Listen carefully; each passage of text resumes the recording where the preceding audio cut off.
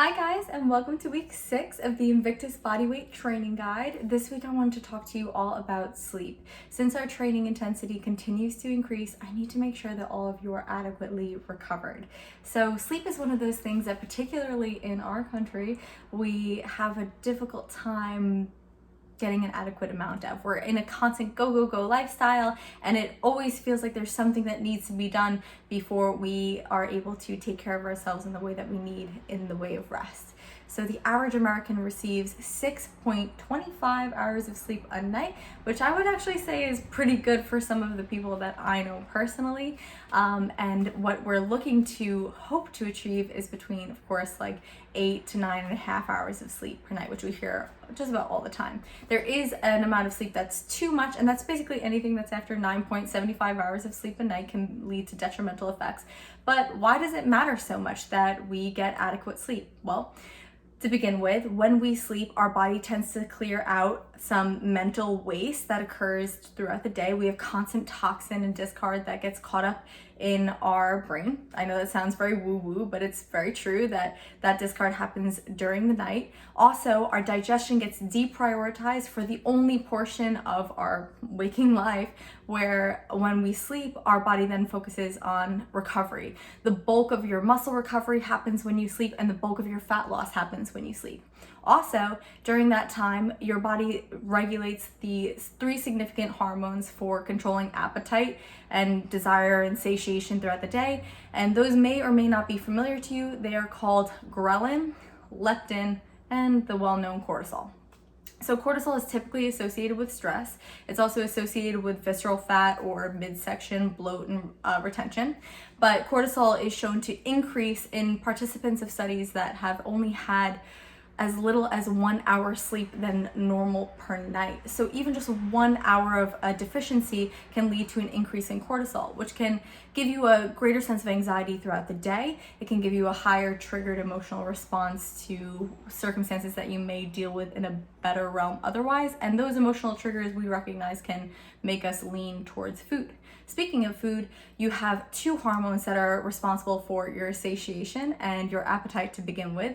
Ghrelin tends to be our hunger hormone. If you're a nutritional client of mine, we hear about it all the time. That pesky late night hormone that makes us crave incredible amounts of food, particularly when we're a little bit energy deprived or sleep deprived, because your body is looking for that second energy supplement because it's not getting what it needs in terms of rest. So if ghrelin provides us with the appetite, what gives us a satiation from a meal? And that's leptin.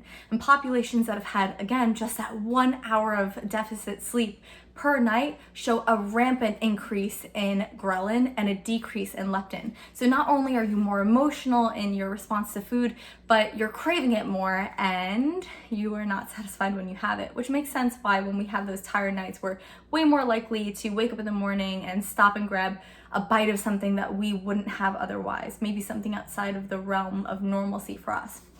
So aside from setting yourself up for failure in terms of nutrition and then sabotaging all of the progress that you're hoping to make in this bodyweight program and all the workouts and nutritional intention that you're practicing, beyond that, you're still not going to be recovering quite as well without sleep. So beyond not getting rid of the neural waste that you build up throughout the day, you're also going to be doing damage to your memory retention and general cognitive function, which can diminish up to 20% after a night's sleep deprivation. And additionally, your muscle mass can depreciate because if you are deprived of adequate sleep, then your body will lean towards more adequate fuel sources, clinically shown, such as muscle mass, which can lead to a higher case of sarcopenia or muscle wasting.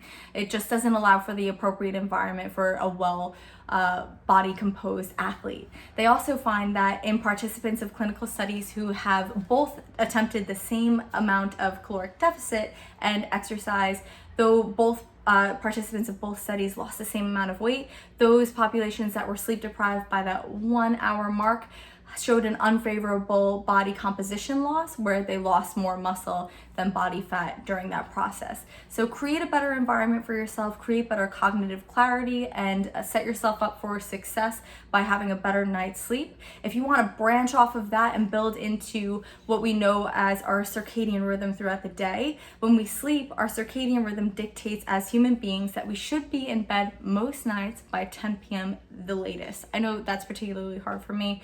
My significant other gets home very late, so we're always getting to bed even later than that.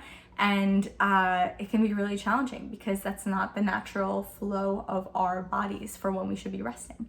So I've been there. I know where you're coming from in terms of possibly getting to bed too late. However, studies show that we should be in bed by 10 p.m. By 11 p.m., our body starts really significantly spiking melatonin, which is our hormone that's related to tiredness and sleep. And then we should enter our first stage of REM, or rapid eye movement sleep, by about 11:30 or 12 o'clock.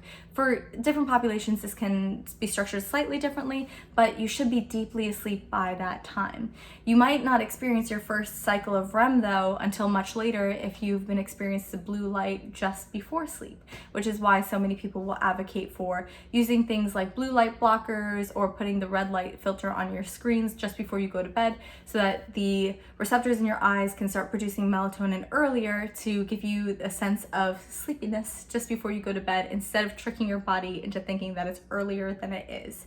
So following that circadian rhythm, you will go through your patterns of REM sleep and N1, 2, and 3 sleep, which are the lighter stages, all through the night until about 6 a.m., where your body will start to produce certain hormones to wake you up. And then we encounter the sleep, non-sleep structure of circadian rhythm throughout the day.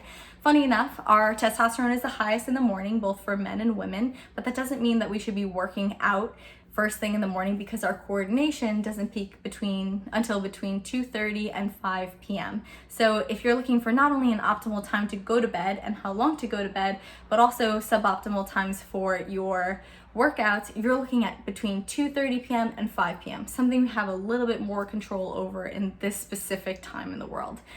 Your highest body temperature tends to be between 5 p.m. and 7 p.m., which can give us a sense of ease moving into the evening and a little bit of lethargy, but that coordination time is right before then in that 2:30 to 5 p.m. slot.